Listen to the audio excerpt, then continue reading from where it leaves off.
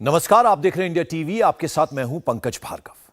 2024 का चुनाव भारत माता के नाम पर लड़ा जाएगा। राहुल गांधी ने कल भारत माता की हत्या हो गई जैसे शब्दों का इस्तेमाल किया और आज नरेंद्र मोदी ने पलटकर जवाब दिया। आज राहुल गांधी कहीं नहीं दिखे, 40 सेकंड के लिए दिखे भी तो वही भारत माता वाला डायलॉग रिपीट किया। लेकिन नरेंद्र मोदी के भाषण में कई बार भारत माता, मां भारती का जिक्र था। 2019 के बाद 2024 के चुनाव में ऐसा होगा जब राष्ट्रवाद प्रमुख मुद्दा बनेगा। राष्ट्रवादी या नेशनलिस्ट लिखने की होड़ लगी है। क्या राहुल गांधी ने भारत माता की हत्या हो गई है यह कहकर बहुत बड़ी पॉलिटिकल मिस्टेक कर दी? और राहुल गांधी की इसी एक गलती का नरेंद्र मोदी ने अपनी स्पीच में बार बार जिक्र किया। नेता बनकर नहीं, भारत माता का बेटा बनकर। क्या मोदी चुनाव जीतने वाले हैं? पूरी रिपोर्ट देखिए।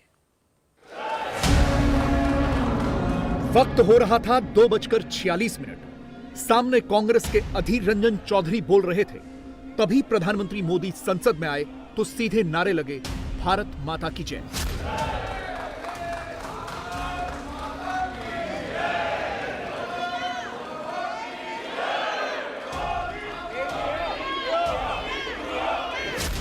वैसे तो हर बार ही मोदी के आने पर भारत माता की जय के नारे लगते हैं, लेकिन इस बार का नारा खास था क्योंकि मोदी को कांग्रेस को भारत माता का असली मतलब बताना था।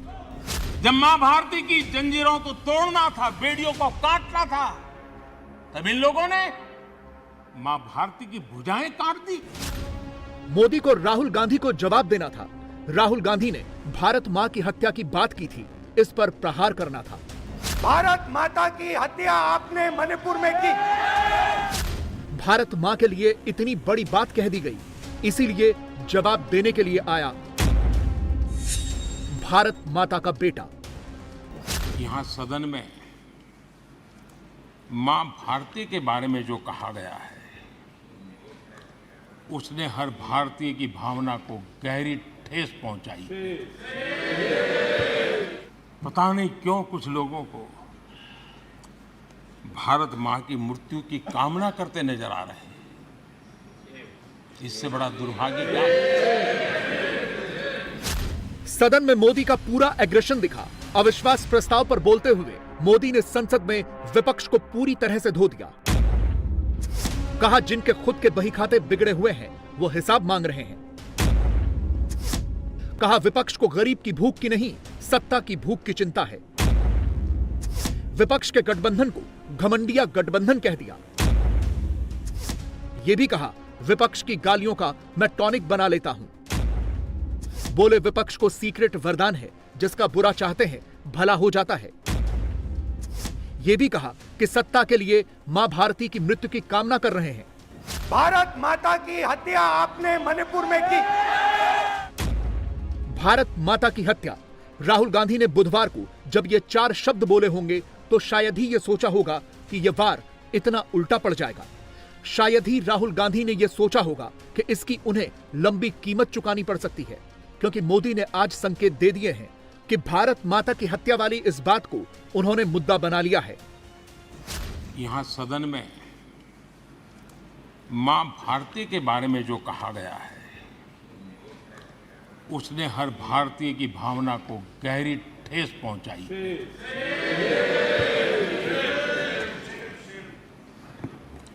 अध्यक्ष जी, पता नहीं मुझे क्या हो गया है। सत्ता के बिना ऐसा हाल किसी का हो जाता है। सत्ता सुख के बिना जी नहीं सकते। और क्या क्या भाषा बोल रहे हैं। आदरणीय अध्यक्ष जी, पता नहीं क्यों कुछ लोगों को भारत मां की मृत्यु की कामना करते नजर आ रहे हैं। इससे बड़ा दुर्भाग्य क्या है? ये वो लोग हैं जो कभी लोकतंत्र की हत्या की बात करते हैं, कभी संविधान की हत्या की बात करते हैं। दरअसल जो इनके मन में है वही उनके कृतित्व में सामने आ जाता है। भारत मां की हत्या वाली इस बात को मोदी 76 साल पहले 1947 तक लेकर गए और विभाजन का जिक्र कर दिया। वो विभाजन जिसमें भारत जैसे विशाल भूभाग के 3 टुकड़े हो गए थे, एक भारत और दूसरा पाकिस्तान। भारत के दोनों हिस्से टूट गए थे, एक पूर्वी पाकिस्तान बना, दूसरा पश्चिमी पाकिस्तान। और जब यह सब हो रहा था तब कांग्रेस ही थी। आज मोदी ने यही याद दिलाया। मैं हैरान हूं, और ये बोलने वाले कौन लोग हैं? क्या ये देश भूल गया है? ये 14 अगस्त विभाजन विभीषिका पीड़ादायक दिवस आज भी हमारे सामने उन चीख को लेकर के, उस दर्द को लेकर के आता है। ये वो लोग जिन्होंने मां भारती के 3-3 टुकड़े कर दिए। जब मां भारती की गुलामी की जंजीरों से मुक्त कराना था, जब मां भारती की जंजीरों को तोड़ना था, बेड़ियों को काटना था, तब इन लोगों ने मां भारती की भुजाएं काट दी, मां भारती के 3-3 टुकड़े कर दिए। और ये लोग किस मुंह से ऐसा बोलने की हिम्मत करते हैं? मोदी ने पूरे विपक्ष की ऐसी क्लास लगाई कि यह सब सुनने से पहले ही विपक्ष वॉकआउट कर गया था। राहुल गांधी को भी समझ में आ गया होगा कि लक्ष्मण रेखा क्या है और उन्हें भारत माता की हत्या ये 4 शब्द नहीं बोलने चाहिए थे, क्योंकि ऐसे मुद्दों पर मोदी आसानी से नहीं छोड़ते। ये वो लोग हैं जिस वंदे मातरम गीत ने देश के लिए मर मिटने की प्रेरणा दी थी।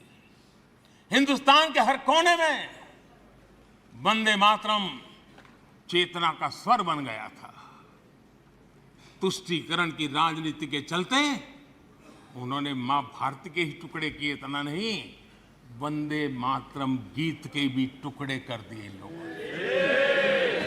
ये वो लोग हैं माननीय अध्यक्ष जी, जो भारत तेरे टुकड़े होंगे, ये गैंग,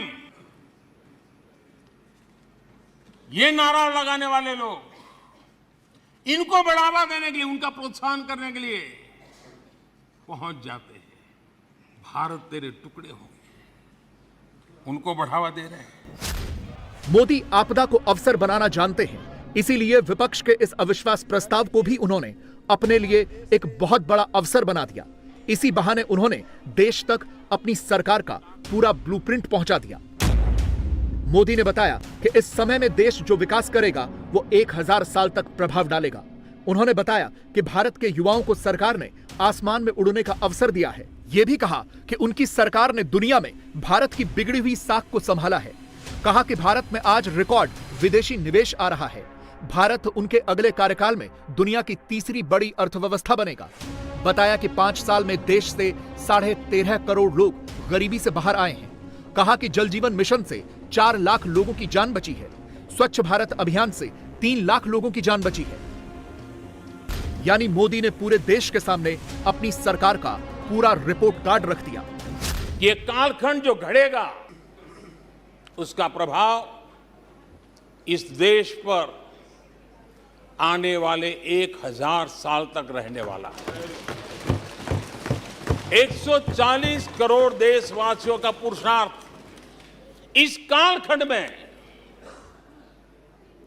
अपने पराक्रम से, अपने पुरुषार्थ से, अपनी शक्ति से, अपने सामर्थ्य से जो करेगा, वो आने वाले 1000 साल की मजबूत नींव रखने वाला है। और इसलिए इस कालखंड में हम सबका बहुत बड़ा दायित्व है, बहुत बड़ी जिम्मेवारी है। और ऐसे समय हम सबका एक ही फोकस होना चाहिए, देश का विकास, देश के लोगों के सपनों को पूरा करने का संकल्प।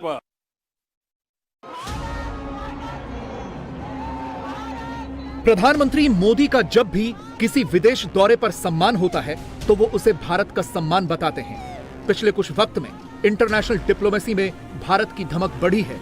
इसी साल मोदी अमेरिका में स्टेट गेस्ट थे तो फ्रांस में भी मोदी उनके नेशनल डे पर चीफ गेस्ट बनकर गए थे। यह अपने आप में इतिहास था जिस पर पूरे देश को गर्व है। आज मोदी ने संसद से यह भी याद दिलाया कि कैसे उन्होंने भारत का सम्मान बढ़ाया है। हमने भारत के युवाओं को घोटालों से रहित सरकार दी है।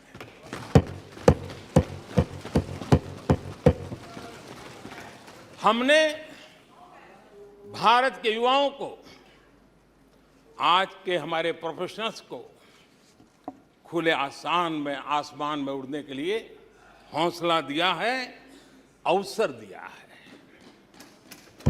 हमने दुनिया में भारत की बिगड़ी हुई साख, उसको भी संभाला है और उसे फिर एक बार नई ऊंचाइयों पर ले गए हैं। अभी भी कुछ लोग कोशिश कर रहे हैं कि दुनिया में हमारी साख को दाग लग जाए, लेकिन दुनिया अब देश को जान चुकी है। दुनिया के भविष्य में भारत किस प्रकार से योगदान दे सकता है, ये विश्व का विश्वास बढ़ता चला जा रहा है। भले ही संसद में मोदी के खिलाफ नो कॉन्फिडेंस मोशन आया हो, लेकिन उन्होंने आज जो बातें की हैं, उससे तो यही लगता है कि मोदी को तीसरी बार आने का पूरा कॉन्फिडेंस है। इसीलिए तो उन्होंने आज फिर दोहराया कि उनके तीसरे टर्म में भारत की अर्थव्यवस्था दुनिया की तीसरी बड़ी अर्थव्यवस्था बनेगी। कुछ दिन पहले मैंने कहा था कि हमारी सरकार के अगले टर्म में, तीसरे टर्म में, भारत दुनिया की तीसरी टॉप अर्थव्यवस्था बनेगा। देश के भविष्य पर थोड़ा सा भी भरोसा होता जब हम ये क्लेम करते हैं कि हम आने वाले 5 साल में, नए तीसरे टर्म में, हम देश की इकोनॉमी को तीसरे पर लाएंगे, तो एक जिम्मेवार विपक्ष क्या करता? वो सवाल पूछता, अच्छा भाई बताओ, निर्मला जी बताओ कैसे करने वाले हो, अच्छा मोदी जी बताओ कैसे करने वाले हो, आपका रोड मैप बताओ। ऐसा करते। अब ये भी मुझे सिखाना पड़ रहा है। ये कहते हैं इसकी लक्ष्य तक पहुंच रहे, कुछ करने की जरूरत नहीं, ऐसे ही होने वाला है तीसरे नंबर पे। बताओ।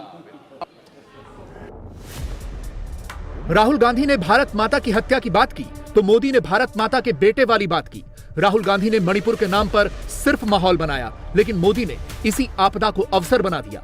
राहुल गांधी का छोटा भाषण टारगेटेड नहीं था, इधर उधर फैला हुआ था, लेकिन मोदी का भाषण सटीक था, जहां हिट करना था वहीं हिट किया। इसीलिए तो विपक्ष को पूरा जवाब सुने बिना ही भागना पड़ा, मैदान छोड़कर आ गए। आज भारत के युवा रिकॉर्ड संख्या में नए स्टार्टअप लेकर के दुनिया को चकित कर रहे हैं। आज भारत में रिकॉर्ड विदेशी निवेश आ रहा है। आज भारत का एक्सपोर्ट नई बुलंदी को छू रहा है। आज भारत की कोई भी अच्छी बात ये सुन नहीं सकते। यही उनकी अवस्था है। आज गरीब के दिल में अपने सपने पूरा करने का भरोसा पैदा हुआ है। आज देश में गरीबी तेजी से घट रही है। नीति आयोग के रिपोर्ट के अनुसार पिछले 5 साल में 13.5 करोड़ लोग गरीबी से बाहर आए। आदरणीय अध्यक्ष जी, आईएमएफ अपने एक वर्किंग पेपर में लिखता है कि भारत ने अति गरीबी को करीब करीब खत्म कर दिया है। आईएमएफ ने भारत के डीबीटी के और दूसरे हमारे सोशल वेलफेयर स्कीम के लिए आईएमएफ ने इसे कहा है, ये लॉजिस्टिकल मार्वल है।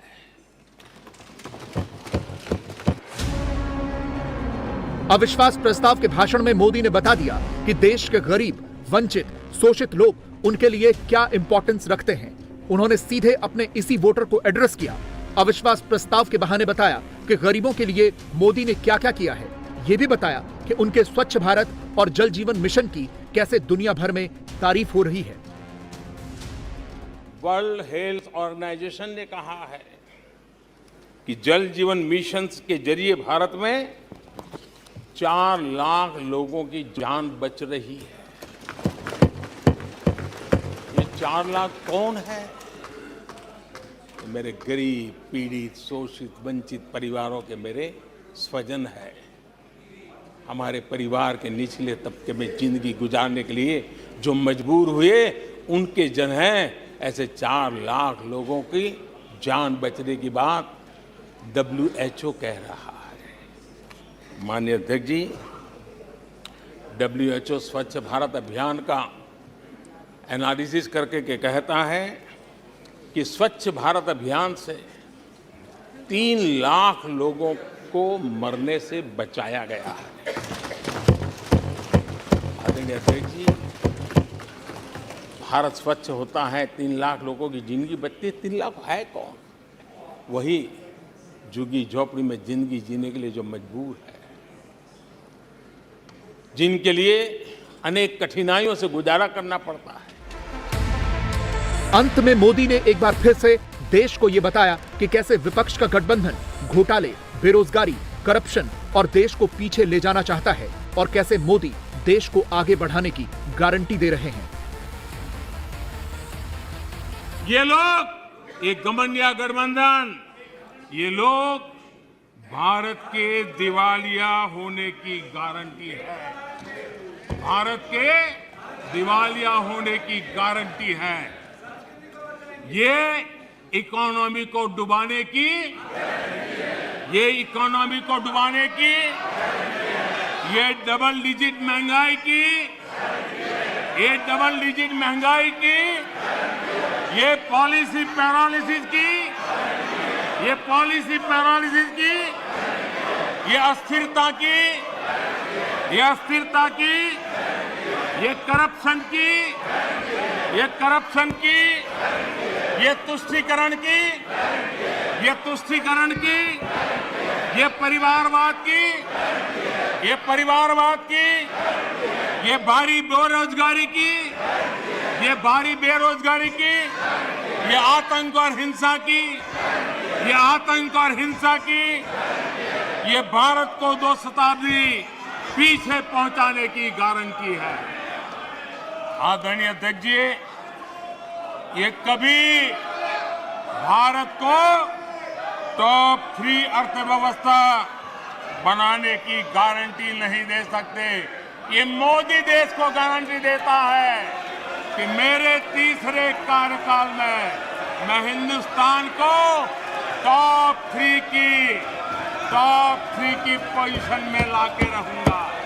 ये मेरा देश को गारंटी है। इंडिया टीवी हर वक्त हर जगह डाउनलोड करने के लिए सर्च करें India TV news Google play store या ऐप स्टोर पर।